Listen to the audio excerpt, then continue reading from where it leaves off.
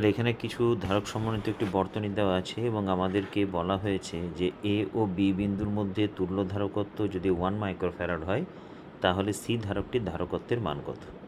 তাহলে এই বর্তনীটি আমরা কয়েকটি ধাপে সরলীকরণ করব, যেখানে ধারকগুলি শ্রেণী সমবায়যুক্ত বা সমান্তরাল সমবায়যুক্ত, তাদের ক্ষেত্রে তুল্য ধারকত্বের মান নির্ণয় করে আমরা ধাপে ধাপে এই বর্তনীটি সরলীকরণ করব। তাহলে প্রথমেই আমরা দেখতে পাচ্ছি যে 6 মাইক্রোফ্যারাড এবং 12 মাইক্রোফ্যারাড এই ধারক দুটি শ্রেণী সমবায়ে যুক্ত আছে। সুতরাং এই দুটি ধারকের যে তুল্য ধারকত্ব হবে তার মান হবে 6×12/6 + 12 মাইক্রোফ্যারাড অর্থাৎ 4 মাইক্রোফ্যারাড। কারণ আমরা জানি শ্রেণী সমবায়ে যুক্ত দুটি ধারকের ক্ষেত্রে তুল্য ধারকত্বের মান হয় C1C2/C1 + C2। একইভাবে আমরা যদি 2 মাইক্রোফ্যারাডের দুটি ধারককে দেখি তাহলে সেই দুটি আবার সমান্তরাল সমবায়ে যুক্ত। সুতরাং এই দুটি ধারকের তুল্য ধারকত্বের মান হবে C=2 + 2 মাইক্রোফ্যারাড 4 মাইক্রোফ্যারাড। কারণ সমান্তরাল সমবায়ে যুক্ত দুটি ধারকের তুল্য ধারকত্বের মান হয় C1 + C2, যেখানে C1 এবং C2 এই ধারক দুটির ধারকত্বের মান।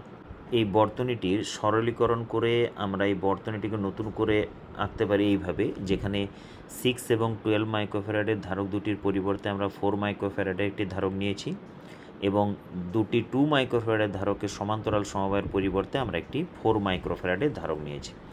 এখন এই বর্তনীতে এই দুটি 4 মাইক্রোফ্যারাড ধারক এই দুটি সমান্তরাল সমবায়ে যুক্ত।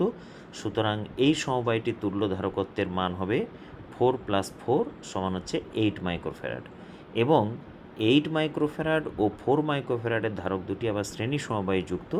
সুতরাং তাদের তুল্য ধারকত্বের মান হবে 8 × 4/8 + 4 মাইক্রোফ্যারাড সমান 8/3 মাইক্রোফ্যারাড।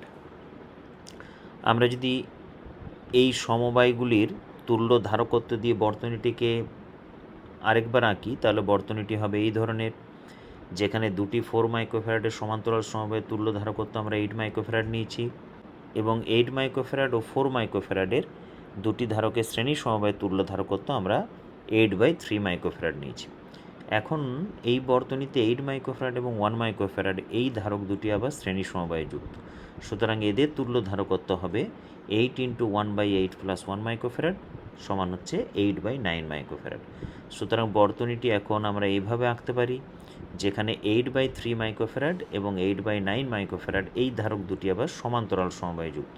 সুতরাং তাদের তুল্য ধারকত্ব হবে 8/9 + 8/3 মাইক্রোফ্যারাড সমান হচ্ছে 32/9 মাইক্রোফ্যারাড। তাহলে এ আর বি বিন্দুর মধ্যে আমাদের যে ধারক যুক্ত বর্তনীটি সেটি এখন এরকম হলো। এখানে এ আর বি বিন্দুর মধ্যে দুটি ধারক শ্রেণী সমবায়ে যুক্ত, যাদের একটির মান সি এবং অপরটি হচ্ছে 32/9 মাইক্রোফ্যারাড। এই ধারক দুটি যেহেতু শ্রেণী সমবায়ে যুক্ত, সুতরাং এদের তুল্য ধারকত্ব হবে 32/9 × C/32/9 + C মাইক্রোফ্যারাড। কিন্তু আমাদেরকে বলা আছে যে এ এবং বি বিন্দুর মধ্যে তুল্য ধারকত্ব 1 মাইক্রোফ্যারাড। সুতরাং সেক্ষেত্রে 32/9 × C/32/9 + C = 1 বা 32C = 32/9C এবং সমাধান করে আমরা যেটি পাবো সেটি C = 32/23 মাইক্রোফ্যারাড।